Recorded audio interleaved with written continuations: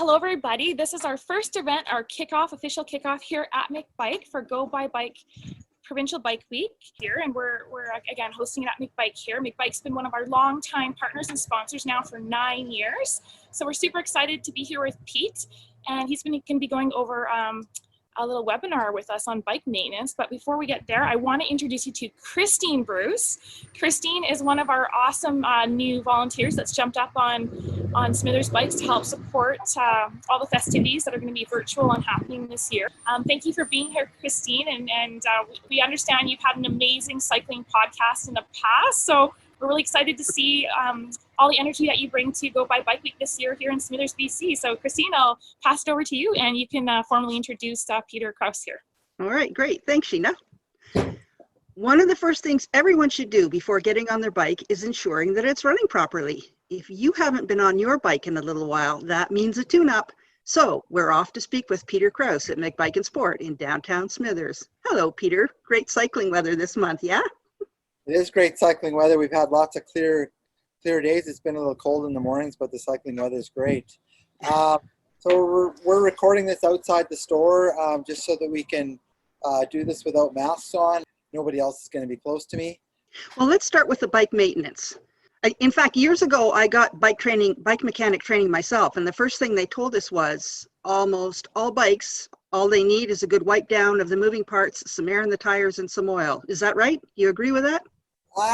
Well, yes, partially. I mean, doing that wiped out and cleaning the bike kind of gives you a way to inspect the bike to see what needs to be maintained, and if there's any issues, like if there's a crack in the frame or chain breakage or worn tires, and if you don't do that regular maintenance of cleaning your bike, you're not going to be able to see those things until they fail on you. And having a bike failure when you're out in the middle of nowhere or riding to work, those aren't things that you really want to happen. And if you do that preventative maintenance, doing that cleaning, you're going to see those things before they become chronic or problematic, or hopefully not getting a flat tire on the way to work kind of thing. Right. Okay, so what's next with your typical tune-ups? What do you look at? Kind of the important things to do is to make sure that your drivetrain is clean. Before you put chain oil onto your bike, you want to try and clean your chain as best as you can, because when you're out going for a bike ride, there's all this dust and dirt and stuff that collects on your chain. If it's wet weather, it even collects even more, because then they get that grime from the road, and that collects on your chain. And basically that's like a liquid sandpaper on your drivetrain. So you want to clean as much of that off as you can. So before I would put chain lube on there, I would take a rag and just grab the chain like this and then just pedal the bike backwards while you're grabbing the rag, just to cycle the chain through that rag, just to give it a good cleaning. It's a really good idea just to go in between the links with the rag to clean it. Just your day-to-day stuff, just by wiping it off with a rag, is really good. When you put the chain oil on, you want to just hold the applicator for the chain oil on your chain by the back sprocket, and just cycle it on there and just pedal the chain around. You want to make sure you take any chain lube, or if you're using an aerosol type lube, keep it away from your disc brakes. So you want to make sure you're not getting any chain lube onto your disc brakes, because that's going to contaminate the pads and you're not going to have good braking power. So best way to wash your bike is just go to your hardware store, buy one of those dishwashing brushes. They're nylon brush, and they have a head sort of about that size.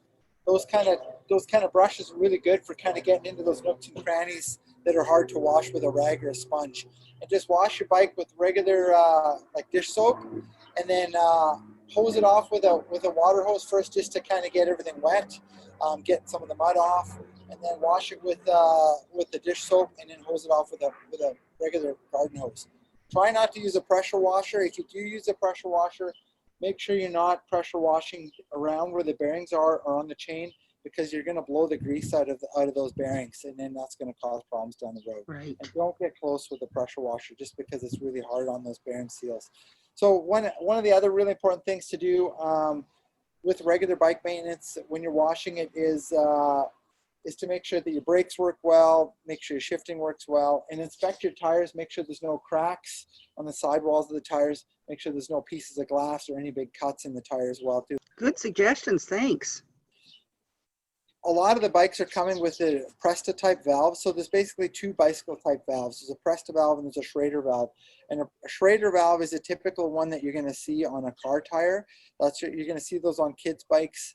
But now on basic mountain bikes and basic road bikes, Presta valves have gotten way more popular. If you have those type of valves on your bike, it's probably worth it getting a bicycle foot pump that has a gauge on it. And it's just going to be something handy. So this type of a pump that has a gauge on it, and they range from a real basic one, probably about $35 or $40 to $50.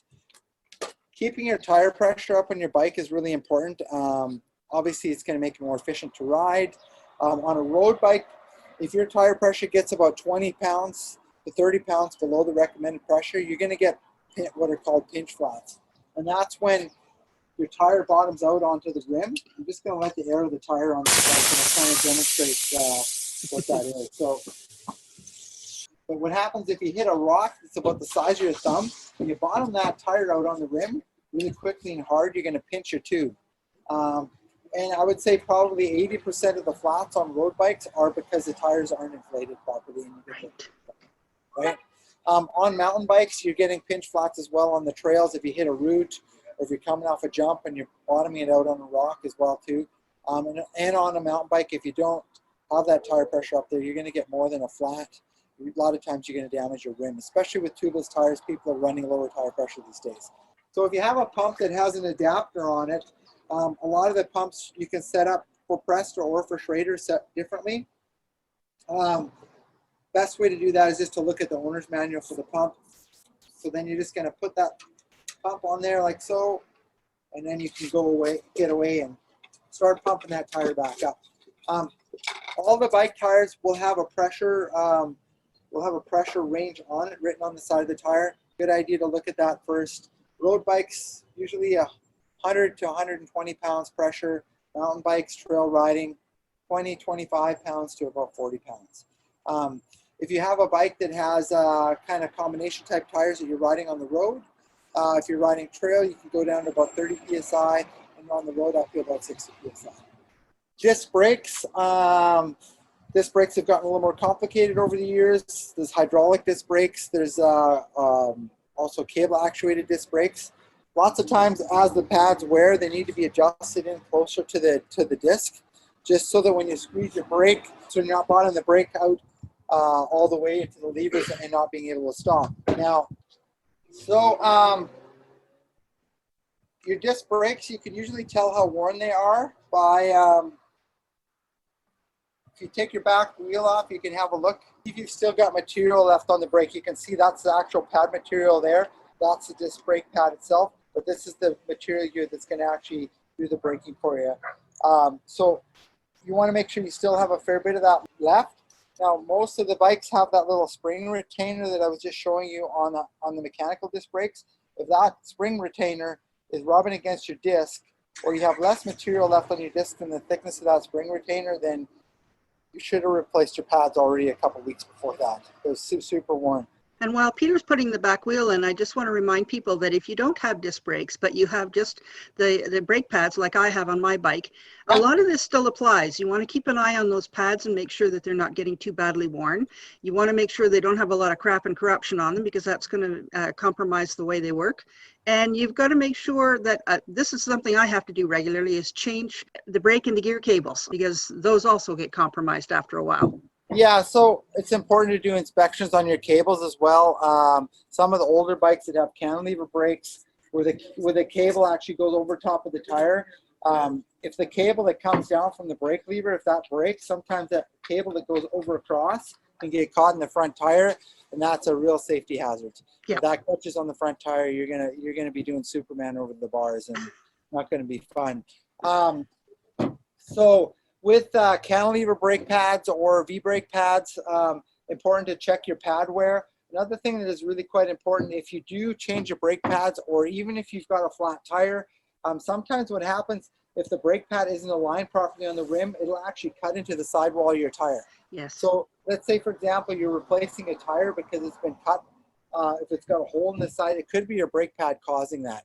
Now, if you're replacing your brake pads on your bike you want to make sure that those are lined up really nicely on the rim and they're not touching the tire, because you might not get a flat right away, but you could be riding down the road and you get 10 kilometers down the road and the brake pad has cut a hole in the side of your tire, and now you're in trouble. And usually those kind of cuts inside the tire, you can't just put a new tube in, or you can't just patch it, so you're going to be walking home. Okay, so that kind of concludes our disc brakes adjustments and installing brake pads.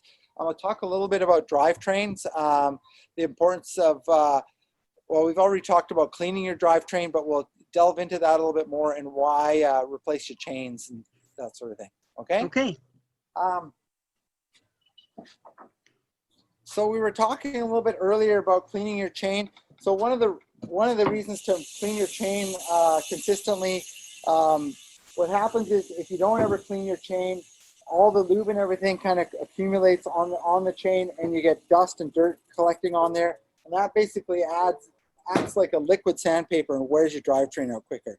So that's one of the important reasons to keep your chain clean. The other thing you want to do is you want to make sure you replace your chain before it wears out. I'm just going to grab a chain here that I have from our shop. So this is a pretty new chain here, but what happens is the chains wear these little bushings here that are kind of shiny here. So this guy that I'm kind of pointing at right now, so that little bushing tends to get wear in it as your chain gets older. And then what happens is, as those get a fair bit of wear, you start wearing your sprockets out. So you get these little hooks on the sprocket, or you can see little spots where the sprockets get kind of deformed. Then your rear sprocket gets worn out to a point, and then it starts to wear your front sprocket. So if you replace your chain on time at about 75% wear, then you really shouldn't have to replace your back sprocket, your front sprocket. So it's kind of a cost-saving measure by replacing your chain on time. If you just replace the chain, you're looking at anywhere from $20 to $70 or $80, unless you kind of go to a real high-end chain. And by replacing your chain, your shifting is going to work better, everything is clean, everything's going to run better. So it's not just a matter of replacing your chain on time to make sure you don't have to replace your sprockets, but everything's going to run better too. And then what happens is, if you don't replace your chain, and then what happens if you get to the point where your chain breaks and everything is worn out in the back and everything is worn out in the front, you go to put a new chain on there, and it's going to skip on the sprockets. Yeah. So super important. So next we'll kind of go into some bike safety stuff. Yes, please. So we'll go into some clothing. We'll go into some lights and mirrors and that sort of thing, and a little bit about etiquette out on the road. These days you see lots of people out on the road riding the bikes in the spring, for some people for exercise, some people for transportation. Riding your bike to work, riding your bike for transportation is super good for you.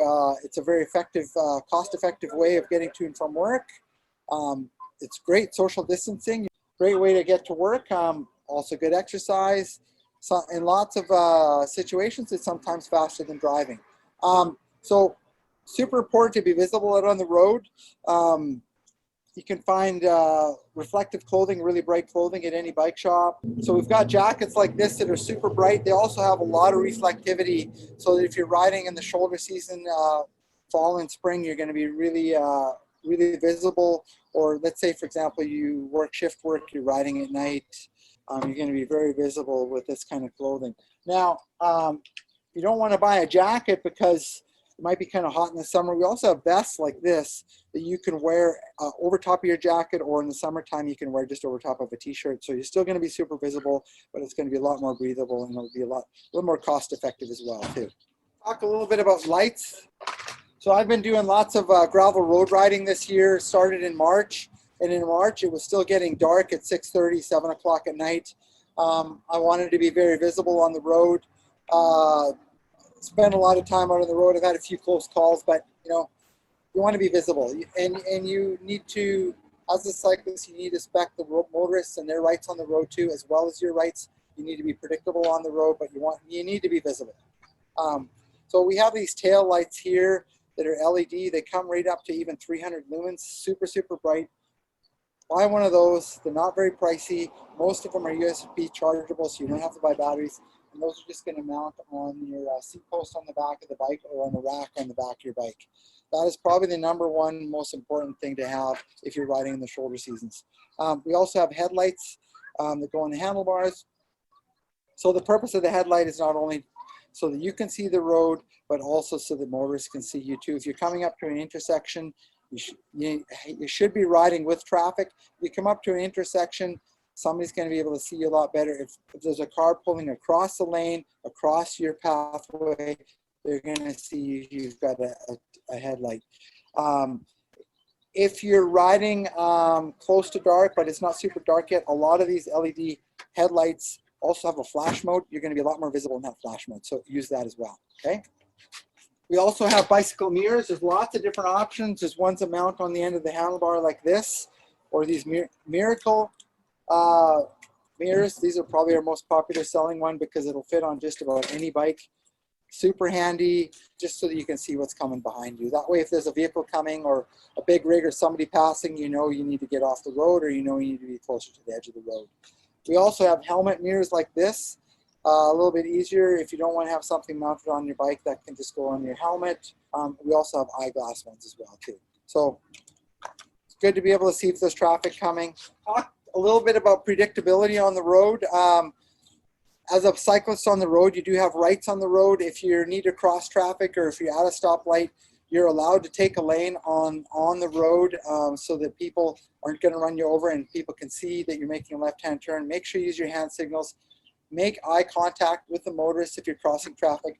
Do not cross traffic if you're not making eye contact with the other vehicles, and they will usually acknowledge that they see you. Be super careful with that. Now, that being said, you need to be predictable on the road. Do not ride on the wrong side of the road. When you're coming into an intersection, you're making a turn, make sure the vehicles that are around you see that you're there, see what you're doing. Don't make erratic moves because motorists, nobody wants to run somebody over. That's right. You need to be consistent. You need to be predictable so that they can make proper judgments of what they're going to do when they're driving down the road as well too. Right. Use bike paths as much as you can. If you're riding with a group of riders, don't ride abreast when there's other vehicles coming. Get back in a group of riders. People usually say car back. If you're riding in a group of riders, go back to single file so that you're giving them space to go by. I'm sure there's lots of information ICBC has out there. There's going to be lots of information so you can inform yourself about the rights that you have on the road and what you should be doing.